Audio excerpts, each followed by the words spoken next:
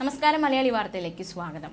വയനാട് ഉരുൾപൊട്ടലിൽ എല്ലാം നഷ്ടപ്പെട്ടവർക്ക് സഹായഹസ്തമാകാൻ കോട്ടയം മൂലവട്ടം കടുവക്കുളത്തെ ഓട്ടോറിക്ഷ ഡ്രൈവർമാരും. ഇന്നലെ ഓട്ടോറിക്ഷ സവാരിയിലൂടെ കിട്ടുന്ന വരുമാനം ഡിവൈഎഫ്ഐയുടെ 100 ഭവന നിർമ്മാണ പദ്ധതിക്ക് നൽകിക്കൊണ്ടായിരുന്നു ഇവർ ദുരിതബാധിതർക്ക് കൈത്താങ്ങായത്. വയനാടിന് കൈത്താങ്ങാകുവാൻ ഡിവൈഎഫ്ഐ കോട്ടയം ജില്ലാ കമ്മിറ്റിക്ക് കീഴിലെ കൊല്ലാട് മേഖലയുടെ നേതൃത്വത്തിൽ വിവിധ പ്രവർത്തനങ്ങളാണ് നടക്കുന്നത്. ഇതോടനുബന്ധിച്ചാണ് കടുവാക്കുളം ജംഗ്ഷനിലെ 10 ഓട്ടോറിക്ഷ ഡ്രൈവർമാർ അവരുടെ ഇന്നലത്തെ വരുമാനം വയനാട് ദുരിതബാധിതർക്കായി മാറ്റിവെച്ചത്. ഈ വാഹനത്തിന്റെ ഇന്നലത്തെ വരുമാനം വയനാട് ഉരുൾപൊട്ടലിൽ എല്ലാം നഷ്ടപ്പെട്ടവർക്ക് ഡിവൈഎഫ്ഐ നിർമ്മിച്ചു നൽകുന്ന വീടുകൾക്ക് വേണ്ടിയെന്ന ഫ്ലെക്സ് ബോർഡുകളും തൂക്കിയിരുന്നു. ഈ സന്നദ്ധ സേവന പ്രവർത്തനം മനസ്സിലാക്കി നിരവധി പേരാണ് യാത്രാക്കൂലി കണക്കാക്കാതെ കൂടുതൽ പണം നൽകിയതായും ഓട്ടോറിക്ഷ ഡ്രൈവർമാർ പറയുന്നു. മാധവ്, വാവച്ചി, കൊച്ചൂസ്, കമല, ഗുരുവാഹിനി, കുറ്റിക്കാട്ട് അമ്മ തുടങ്ങിയ ഓട്ടോറിക്ഷകളാണ് ഇന്നലത്തെ വരുമാനം വയനാട് ദുരിതബാധിതർക്കായി നൽകിയത്. ഇതിനായി സമയം നോക്കാതെയാണ് ജില്ലയുടെ വിവിധ പ്രദേശങ്ങളിലേക്ക് ഓട്ടോറിക്ഷകൾ സർവീസ് നടത്തിയതും. ഉരുൾപൊട്ടലിൽ വീട് നഷ്ടപ്പെട്ടവർക്ക് ഡിവൈഎഫ്ഐ സംസ്ഥാന കമ്മിറ്റി 100 വീടുകളാണ് നിർമ്മിച്ചു നൽകുവാൻ ലക്ഷ്യമിടുന്നത്. എന്തായാലും ഈ നന്മ പ്രവൃത്തിയുമായി ബന്ധപ്പെട്ടുള്ള ചില ദൃശ്യങ്ങൾ കാണാം. വയനാട് ദുരന്തത്തിന്റെ പശ്ചാത്തലത്തിൽ ഡിവൈഎഫ്ഐ സംസ്ഥാന കമ്മിറ്റി ആദ്യം ആഹ്വാനം ചെയ്തത് 25 വീടുകൾ നിർമ്മിച്ചു കൊടുക്കുകയാണ്. പക്ഷേ കേരളത്തിലെമ്പാടും ഡിവൈഎഫ്ഐയുടെ യൂണിറ്റ് തലം മുതൽ കേരളത്തിലെമ്പാടുമുള്ള മേഖല കമ്മിറ്റികളിൽ നിന്നെല്ലാം അഭൂതപൂർവമായ പങ്കാളിത്തം പിന്തുണ വരുന്ന സാധ്യത. അപ്പോൾ നമ്മൾ ആദ്യഘട്ടത്തിൽ 50,000 രൂപ ഡിവൈഎഫ്ഐ കൊല്ലാട് മേഖലാ കമ്മിറ്റി കൊടുക്കുവാനായിരുന്നു ജില്ലാ കമ്മിറ്റി ആഹ്വാനം ചെയ്തു. പിന്നീട് അത് 1 ലക്ഷം രൂപ എന്ന നിലയിലേക്ക് വർദ്ധിപ്പിച്ചു. കാരണം മറ്റൊന്നുമല്ല, നമ്മൾ ആദ്യഘട്ടത്തിൽ 25 വീടുകൾ എന്ന നിലയിൽ തീരുമാനിച്ചത് ഇപ്പോൾ 100 വീടുകൾ, നിർബന്ധമായും 100 വീടുകൾ ഡിവൈഎഫ്ഐ സംസ്ഥാന കമ്മിറ്റി വയനാട് ദുരന്തബാധിതർക്ക് വെച്ച് കൊടുക്കാൻ വേണ്ടിയാണ് തീരുമാനിച്ചത്.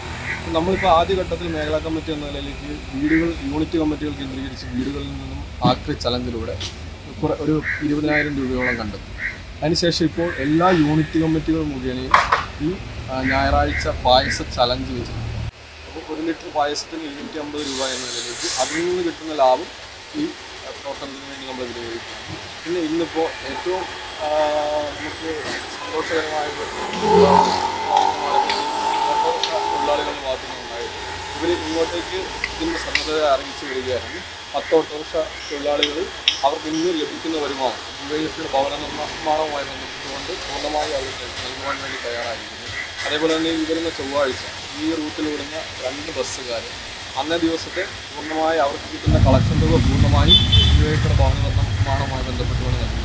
അപ്പോൾ നമ്മളുടെ ഈ പുതുപ്പള്ളി ബ്ലോക്കിലെമ്പാടും വ്യത്യസ്തങ്ങളായ പരിപാടികളാണ് പ്ലാൻ ചെയ്യുന്നത്. ഇപ്പോൾ കഴിഞ്ഞ ദിവസം പുതുപ്പള്ളി മേഖലാ കമ്മിറ്റി മീൻകട്ട്, അതേപോലെ തന്നെ ചായപ്പീടിക, അങ്ങനെ പല പ്രവർത്തനങ്ങളുമാണ് ഇതിൽ നമുക്ക് മനസ്സിലാകുന്നത്.